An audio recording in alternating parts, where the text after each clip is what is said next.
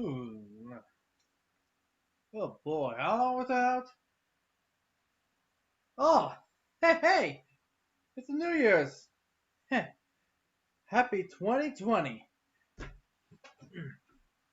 Oh, some party. Eh, Need to get myself together though. I got my first review of this year to do. Now, I don't know about you guys, but I think I'm feeling 101.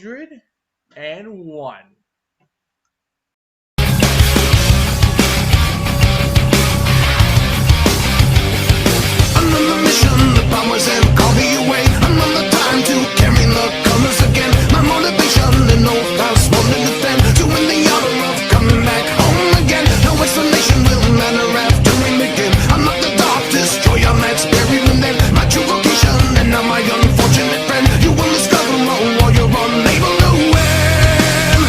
I'll have you know that I've become.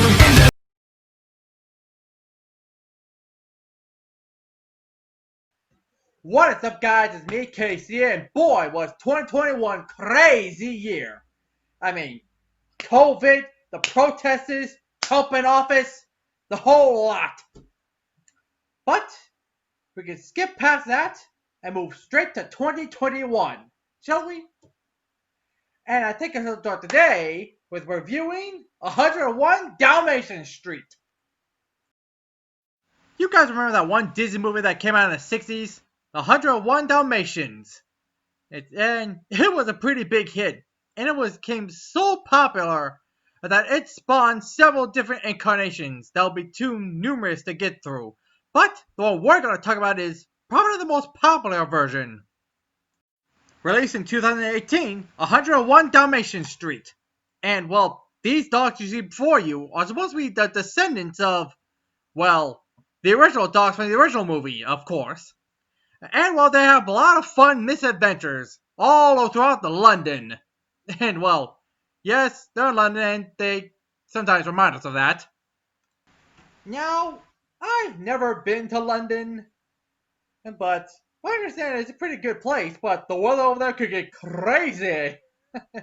Yeah, I wouldn't know anything about that. And I live in Florida and currently living in Iowa. Anyway, let's talk about the characters. Starting with the parents, as named Doug and Delilah. Wait, Doug? The dog's name is Doug? Ooh. Hold on a second, people. Hey, Doug! It's me, KC. Guess what? There's yet another Disney character named Doug. Aren't you the lucky one?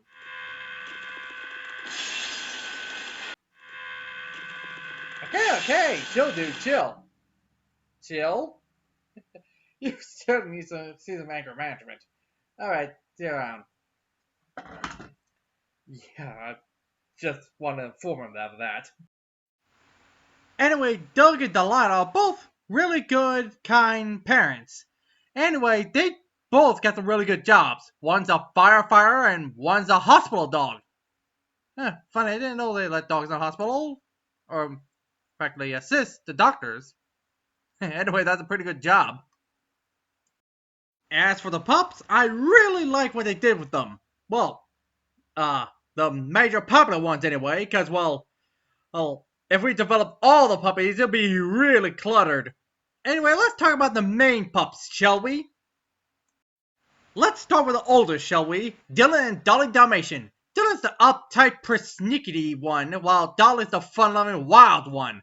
They played off each other a lot, and, well, it's pretty funny, really. Like other siblings should do. Anyway, a house full of pups they have to look over with their parents all around? Yeah, that's a give and take. Wow, what a given. And well, they get some wacky antics too. But let's not forget the other pups. One of them, the youngest, being Dizzy and Dee Dee. They usually follow Dylan and Dolly around on their misadventures. And well, one of the cutest pups around. The more mischievous ones being the Dimitri triplets. Yeah, apparently they were named Dimitri for some reason. Guess Delilah and Doug was running out of names at that time. And there's another set of triplets called Triple D. And well, they're the divas of the household. Yep. Apparently they're making the dogs money for their being cute for the camera. Who would have thought? Being cute can get you money. Well, if that's true, how come I'm not making any bits?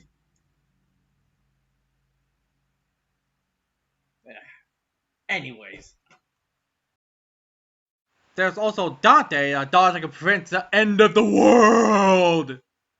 Yeah. Dante's one of my favorite characters of the show. Just hilariously, his predictions go wrong. There's also Da Vinci, the artist. Dawkins, the sidekick slash smart one. T-Pack, the meditating one, who kinda wishes he was a cat. Huh. Delgado, the wheelchair pup. Diesel, the dumb one that's obsessed with digging. DJ, the musical one. Last but not least, there's Dorothy, who's the cutest little puppy in the whole house. Aww. And well, that's pretty much everyone in the main household of the Dalmatian of canine families.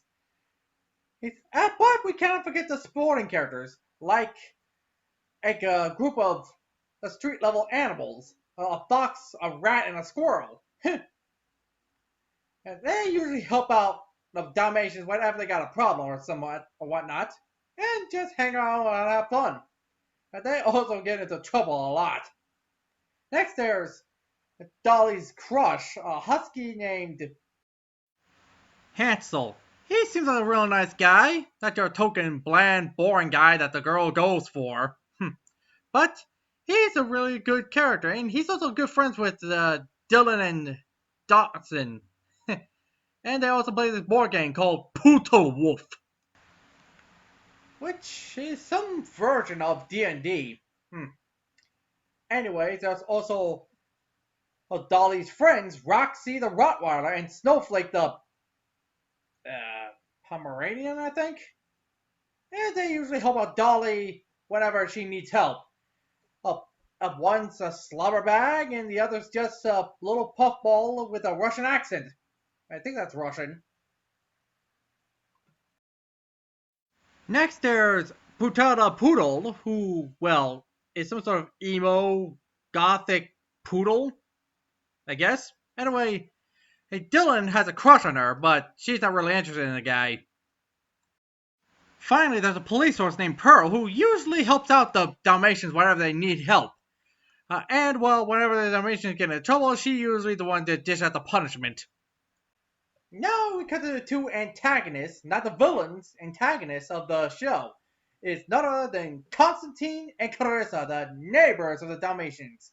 If they usually don't like the Dalmatians' antics, as making loud noise or making messes that usually lead to their backyards, but his hair can be hilarious. Like when Constantine trying to meditate, the dogs usually make loud noises.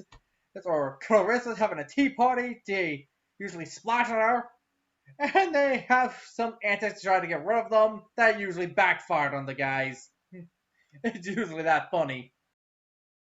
Oh, and I know I talk about the crushes, but let's get to a real romantic interest. Like the one time where the pups went on a summer vacation and they came across these two. A Doberman Pinscher named Spike and I assume a husky named Summer, who both Dylan and Dolly took a liking to.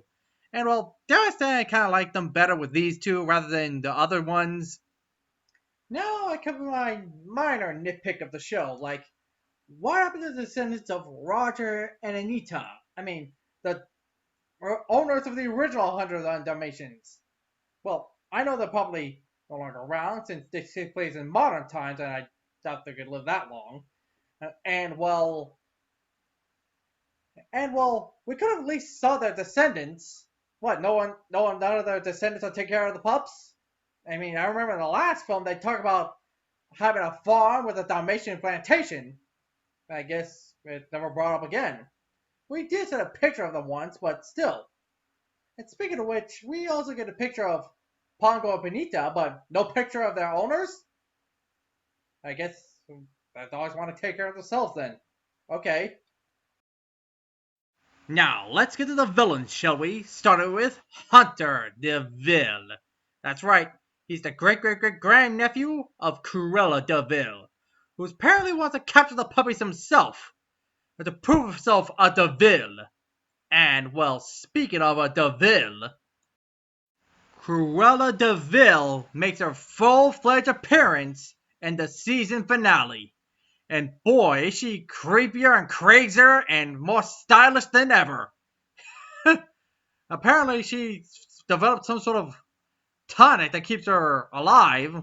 Apparently, honestly, don't know, but still. And she's back for the next generation of puppy coats Dalmatians. The spots still fly. And she's still Cruella DeVille, Cruella DeVille. If she doesn't scare you, no evil thing will. To see her is a take a sudden chill. Cruella, Cruella, the cool on her lips, the ice in her glare. The all innocent children have better beware. She's like a spider waiting for the kill. Cruella, Cruella, look out for Cruella DeVille. At first you think Cruella is a devil, but after time I've worn away the shock.